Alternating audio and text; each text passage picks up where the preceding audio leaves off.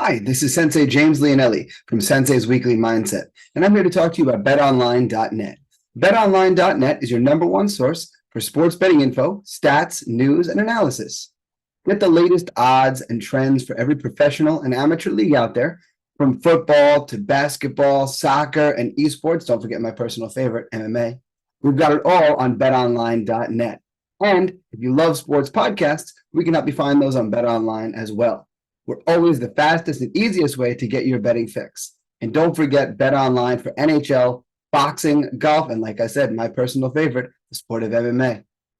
Head to the website today or use your mobile device to learn more. BetOnline, where the game starts. Thank you to BetterHelp for sponsoring this episode. Life isn't always easy, and you don't have to face it alone. BetterHelp is the world's largest therapy service, and it's 100% online. With BetterHelp, you have access to a network of over 25,000 licensed and experienced therapists who can help you with a wide range of needs. To get started, you simply answer a few questions about your needs and preferences in therapy. That way, BetterHelp can match you with the right therapist from their network. Then you talk to your therapist however you feel comfortable, whether it's via text, chat, phone, or video call. You can message your therapist at any time and schedule live sessions when it's most convenient for you. The best part is, if your therapist isn't the right fit for any reason, you can switch to a new therapist at no additional charge. With BetterHelp, you get the same professionalism and quality you expect from in-office therapy, but with a therapist who is custom-picked for you, more scheduling flexibility, and at a more affordable price, all from the comfort at home. To start your journey and to get 10% off of your first month, go to betterhelp.com/sensei. That's betterhelp.com/sensei. BetterHelp, you deserve to be happy. Hi guys, Sensei James Leonelli here to talk to you about another one of our sponsors, LMNT.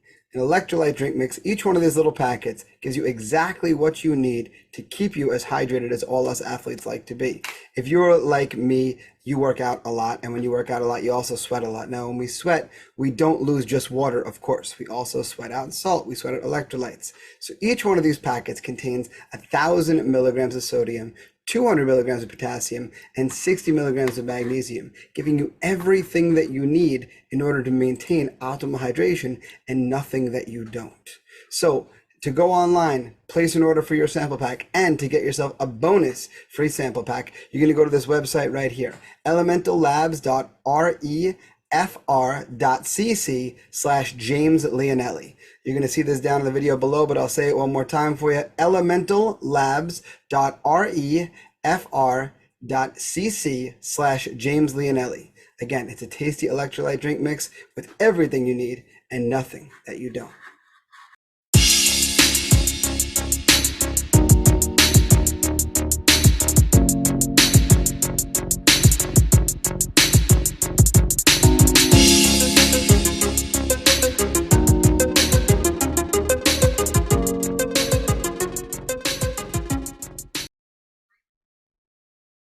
Hello and welcome to this week's episode of Sensei's Weekly Mindset. I'm Sensei James Leonelli, owner and head instructor of Tiger Schulman's here in Smithtown. Once again, I am back in my home recording space, ready to give you guys this week's food for thought. First and foremost, cool thing to talk about. If you guys are a member of Swerve Sports, if you guys are a member of their streaming services and watch their streaming services, look for some boxing highlights and listen for a familiar voice. Because I had a pretty cool opportunity last week where myself and TJ from Flex Fights were invited to do commentary over some boxing clips. It was pretty awesome, a lot of fun to do for sure. So keep an ear out for that if you're a member of Swerve Sports. But as we approach this week is the final week of the 60-day challenge for 2024. And as someone who's been working kind of behind the scenes with the panel of experts, trying to help them be able to better help everyone that's a part of the 60-day challenge, I've gotten a more global peek, if you will, on the goings on of everybody, of all the people, you know, the questions that go on in their mind and that kind of stuff. And it's not as though I didn't know the kind of questions that people had, because by all means, I most certainly got questions over my years of running the challenge in my school, doing it by myself. Um, but of course, you get a limited pool of questions, right? I only have so many adult students who think certain ways, and who are comfortable enough to tell me certain things. It's a difficult thing sometimes to tell someone that you really look up to certain things. Um, or when you have a certain relationship with that person, sometimes it's hard to tell them certain things. Like there are certain things that I would tell, my friends, that I would tell my family members, but maybe I wouldn't tell Tiger. Like that. There's a different relationship there, and because there's a different relationship, there's different information that you'd share. And I was amazed this year how when people were emailing or texting in, and they were asking a panel of experts that weren't necessarily their instructor. You know, we even got a couple of emails or texts with like, "Hey, please don't share this with my instructor." But yet they were willing to take people who they didn't really know all that well and give them this information about themselves, which I thought was spectacular. I thought it was so cool that people were willing to share that level of information, and really just see the depths that people took a lot of what was said. How deeply they took it, how much it meant to them, and how much it all kind of, for lack of a better word, kind of got in their head and made them think and made them want to be better and change and all of that. Um, and I think that was a really great peak for me as an instructor to see that kind of thing. And it revealed to me something that we've kind of known all along. And it was a really great kind of reminder of something that I've seen many times throughout the years. And I can encapsulate it with the story about a student of mine years ago. And this guy was one of those like trainingaholics. Like he was in the school basically every day. And he would be there, as much as we would let him be. And he was a character for sure. Trained a lot. And yet, despite the fact that he trained a lot, you would look at him and you'd be like, you're not that he was obese, not that he was carrying all this extra body weight. Um, it was instead the opposite. You're just like, you're not, we don't see muscle tone on you. You don't look lean. Like, why? We couldn't quite put our finger on it. And then one year, he took the 90-day challenge back when we did 90. He took it like super seriously. And I was reviewing his food journal and I was correcting things for him because he participated in it in years past. But he didn't take it super seriously. Like he wouldn't submit a food journal, or if he would and I'd give him advice, nothing would change. This year he took it like really seriously, and I had him change a bunch of things, and subtle things.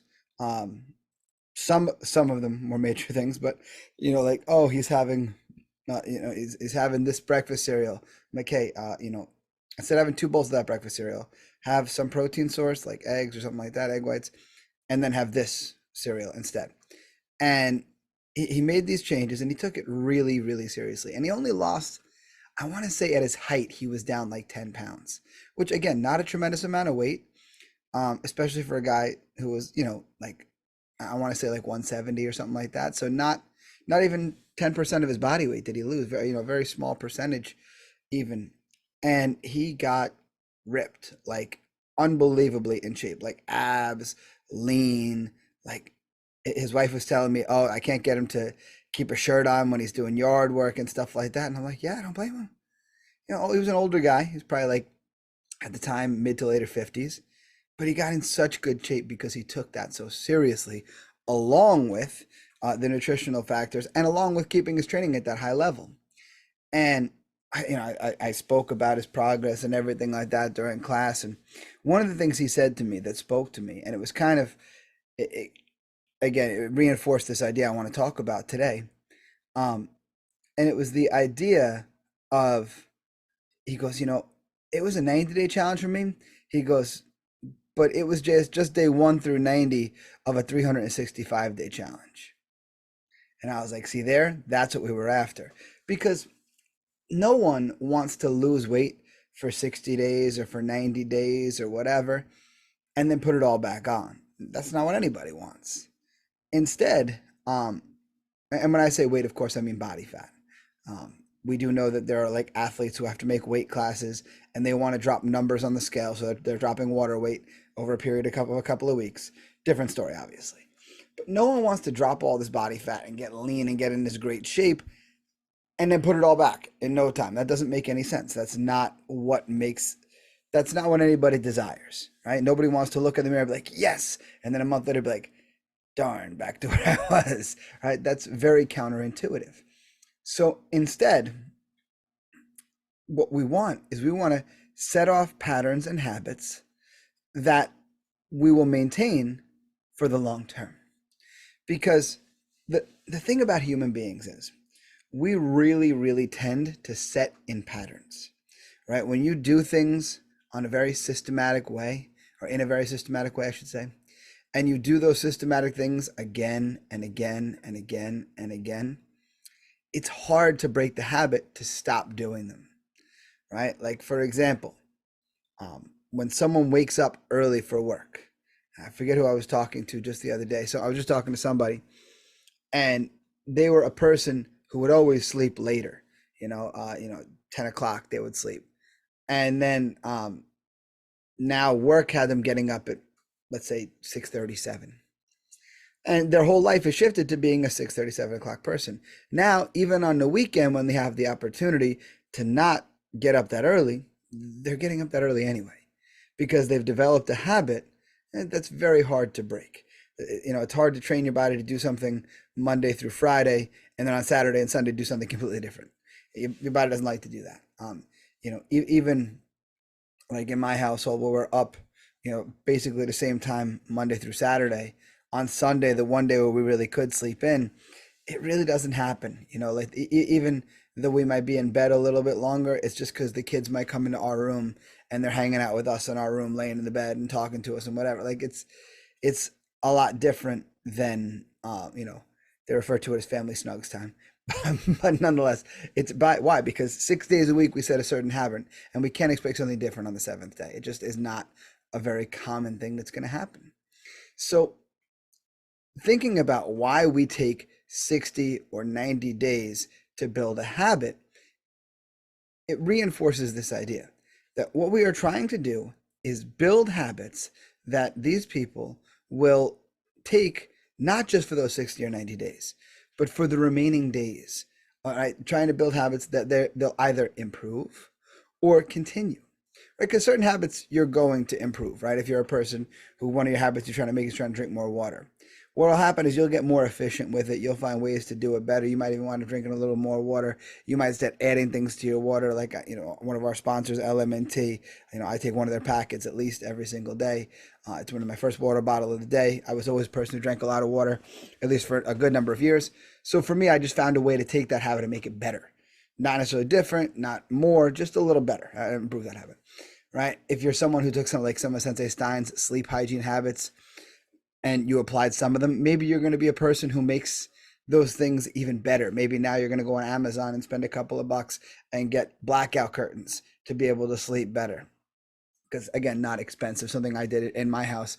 And I think if I recall correctly, each set that I bought cost like $18 or something like that. It was, and this is a number of years ago, but nonetheless, Amazon Basics blackout curtains, they work phenomenal and they help our sleep hygiene.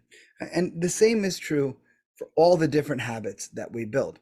So what we're hoping to do with this 60 or 90 days, in this case 60 days, is we're not trying to build good habits for 60 days and on day 61 throw those habits out the window.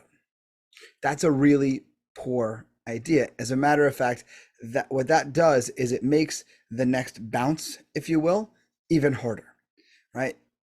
One place that people see this is in combat sports. And the reason they see it in combat sports, and I mean like professional athletes, boxers, football players, wrestlers, MMA fighters, is because of the weight cutting nature of those sports. Football, a little less so, but more so wrestling, boxing, MMA, kickboxing, those type of things, because the fighters have to get weight in. And when you have to make a weight class, and typically you're cutting weight to make that weight class, you're not only not eating things that you want, not giving in to certain desires and certain, treats that you might want to give yourself, but you might not even be eating like normal, like cheat food. Like when I say normal cheat food, like maybe you're taking this to such an extreme. Like Clay, the nutrition coach for the 60-day challenge, he eats the same meals all the time, and he has the same protein sources and the same carbohydrate sources. you know, he's eating his chicken and his sweet potatoes, or his chicken and his rice, and he's doing those things so consistently that, like, a quote unquote normal cheat food might be, instead of having his sweet potatoes or brown rice, he might have like a whole wheat pasta.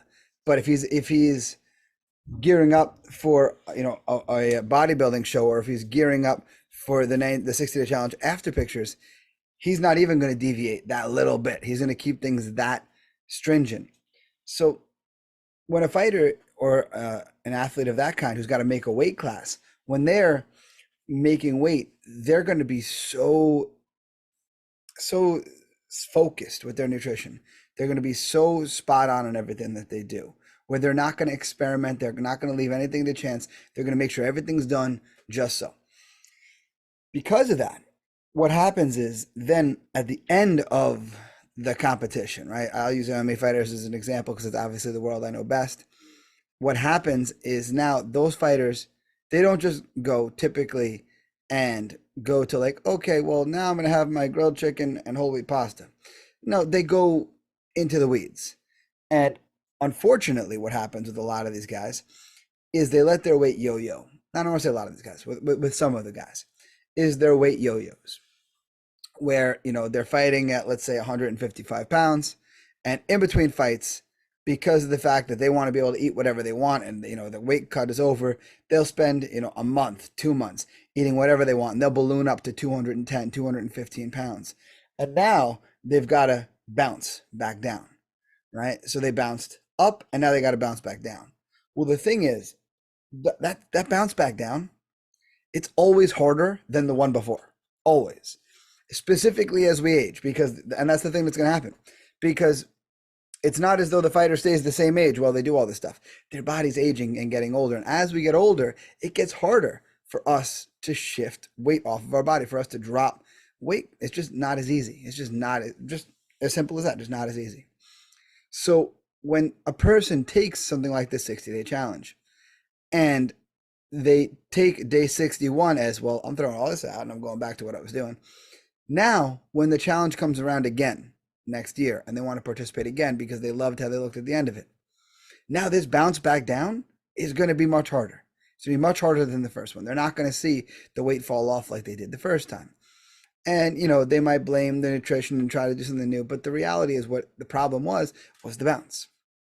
Whereas if instead of letting themselves go completely, they went 2% off of the thing, where instead of being so stringent, I'm going to have my chicken and my yams and that's it. They went to like, okay, I'm going to have my chicken, or maybe I'll have some steak this week, or maybe I'll have some fish this week, or maybe I'll have, ground turkey, whatever. I'll have my this week. And maybe with this meal, I'll have some whole wheat pasta, and with this meal, I'll have some quinoa, and with this meal, I'll have this, and so forth. And, this week I'll put in a little more vegetables, a little less carbohydrate, and they stay very close to what they were doing. Then when they tighten things up for that 60 or 90-day challenge, they're not looking to lose that same amount of weight again. All they're doing now is trying to drop that last couple of pounds. And that's going to happen kind of organically without even much effort.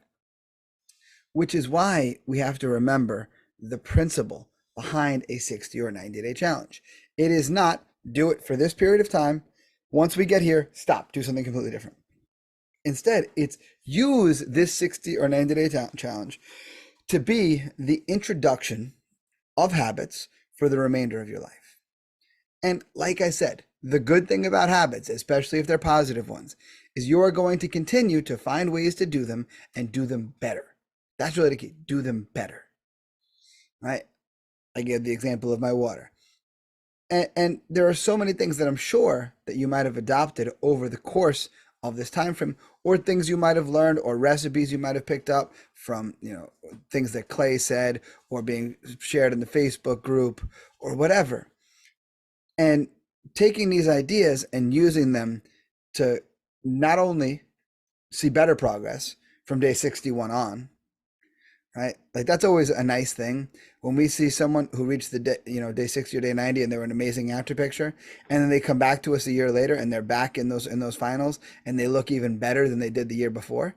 That's a beautiful thing. That's a really beautiful thing. That's someone who did exactly what we wanted. The shame is when you see someone who goes backwards, right? They went back almost to where they were. Right? And it's funny, if you have friends who diet, you see this frequently. Like I'll never forget, I had a family member years ago who did Atkins, right? And Atkins was, it was the first version of keto, basically. No carbohydrates of any kind.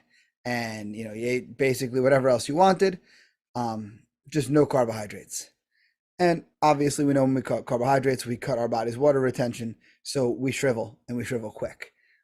It's why a lot of fighters do it, especially when they're getting close to cutting weight, because of the fact that they're able to drop some pretty significant weight pretty quickly. But nonetheless, this family member of mine really just dropped weight tremendously and fast.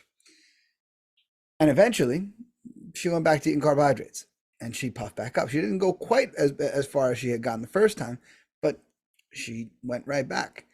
And that's the unfortunate nature of most diets. That's why it's referred to as a yo-yo diet, because you go down, you go up. And therein lies the problem. Again, none of us want to be in great shape for 60 days and then on day 61 be back where we started. Or, go back to what we did. And by day 75, it doesn't look like we made any progress at all. Instead, we want to continue the momentum going. That was the whole idea. Make good habits for 60 or 90 days. Really get the best out of those 60 or 90-day habits, right? See how much you can grow. See how much better you can get. And then keep going. Keep going. See how many habits that you don't love that you have that you can break and replace with better ones. And then take those better habits and run with them. And then see what else you can add to the mix, right? See what else you can do that's going to complement what you're already doing, right? One thing that Sensei Stein has always been big on through the 60 or 90-day challenge is he always instructed his students, if they were someone who'd done the 60 or 90-day challenge many times before, you knew what you were doing, get into it. And if you're going to make any changes, make them. But the people who were coming into the 60 or 90-day challenge cold, he said to them, don't try to do that. If you're going from one extreme to jump to the other extreme is not going to be pleasant. You're not going to get there and get results that you'd like to see. He would instead suggest making one major change a week, right? When it's a 60-day challenge, we have 9 weeks, more or less, right? When it's a 90-day challenge, we have like 13 weeks, more or less. So he would always say, like, you just need one change a week, because when we're looking at 9 weeks, that's 9 pretty big habits that we can build. But then the whole idea is, again, you end the 90-day challenge or 60-day challenge in this year's case by now adding a 10th habit and an 11th habit and a 12th and a 13th and a 14th and so on and so on and so on, until you have all these new habits that you love and are giving you a quality of life that you love as well. That is the whole idea. That's the whole challenge in a nutshell. Continue to build the habits that are going to reinforce the good ones you already made. So as we come to a close to the 60-day challenge, make sure that you're doing the right thing, that you're maintaining the positive habits that you have. And then you're continuing to build upon those habits. You're continuing the momentum forward. That's where the real progress is made. So that's all I have for you guys, as always. You guys can reach me via email, senseileonelli@gmail.com. Find me on Twitter and Instagram. I'm at sensei_Leonelli. You can find everywhere I'm on the internet at my linktree, linktr.ee/Sensei Leonelli. You can find everything about our sponsors. You can find everything about Flex Fights, Tiger Schulman's, you name it, is all right there. Find my school online at tsmasmithtown.com. On Facebook, we're at facebook.com/Tiger Schulman Smithtown. On Twitter and Instagram, we are at tsmma_Smithtown. You can find out more about the Tiger Schulman's organization as a whole at tsk.com. Find the podcast at Sensei's Weekly Mindset on Instagram. Right, like I mentioned, we do have sponsors there on my Linktree. You can find more information on them there. Sponsorship opportunities still available. So if you guys would like, again, reach out to me any method that you'd like, any of the ways, the contact information I've given out. Other than that, please make sure you guys subscribe, get your new episodes every Wednesday. Leave a rate and a review. It just helps. Other than that, guys, please make sure you continue to share the podcast. It is the greatest compliment that you can give me, and nothing I love more than watching people share it in their social media feeds. So thank you again for doing that. And again, until next time, my friends, invest in yourselves. I'll see you guys on the mat.